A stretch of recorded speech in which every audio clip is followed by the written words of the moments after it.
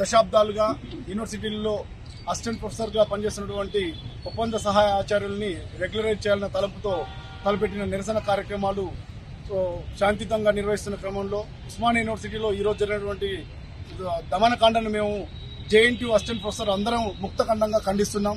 శాంతియుతంగా తమ హక్కుల కోసమై నినదిస్తూ శాంతియుత పందాలో ఎటువంటి అవాంఛనీయ సంఘటనలు జరగకుండా శాంతియుత పందాలో వాళ్ళు ప్రజాస్వామ్య పద్ధతిలో నిరసన వ్యక్తం చేస్తుంటే ఓయూ వైస్ ఛాన్సలర్ అప్రజాస్వామిక పద్ధతిలో వాళ్ళని అక్కడి నుంచి అరెస్ట్ చేయడం, పోలీస్ స్టేషన్ తరలించడం, ఒక ఉద్యమాల గడ్డపై ఉపాధ్యాయులను అరెస్ట్ చేయడం సిగ్గుగా భావిస్తూ ముక్తఖండంతో JNTU Hyderabad assistant professor contract association ముక్తఖండంతో ఖండిస్తుంది.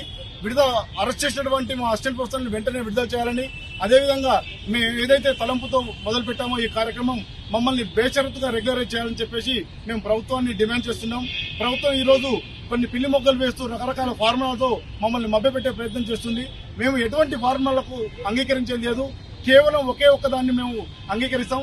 అది బేషరతుగా మమ్మల్ని యథాతథంగా ఉన్నటువంటి వాళ్ళందరినీ రెగ్యులరైజ్ చేయాలని మేము ముక్తఖండంతో ప్రభుత్వానికి విన్నవిస్తున్నాం.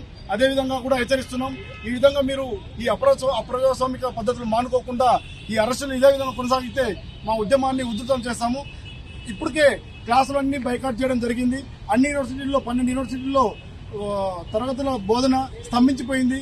ఇక మీరు ఇట్లే మీ నిమిషాలు లెక్కించినట్లయితే విద్యార్థి లోకం కూడా రోడ్లపైకి వచ్చే అవకాశం ఉంది. కాబట్టి ఈ సమస్య పెను తీవ్రత దాల్చకముందే మీరు మా సమస్యని సామరస్యంతో ప్రజాస్వామిక పద్ధతిలో పరిష్కరించాలని కోరుకుంటున్నాం.